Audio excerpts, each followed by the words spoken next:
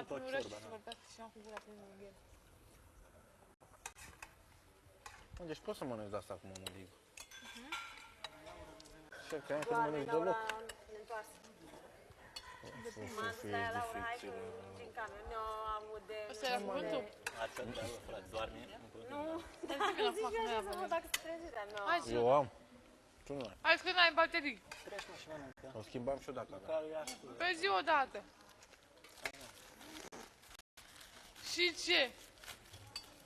E urât? Nu e urât deloc. Ba da, mi se pare urât cuvântul. Aduci tu pâine, Ah, Silvia. mama zice tot timpul, în fiecare zi. Ce-ai tăiat aici? Salam, nu? Da, bagă. Nu pune. Nu. Mamă, e bun rodul ăsta, vreau și eu al fumat.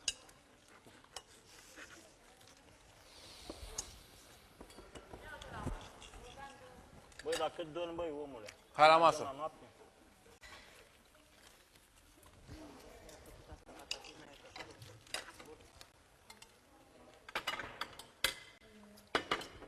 Mamă, ce bună e.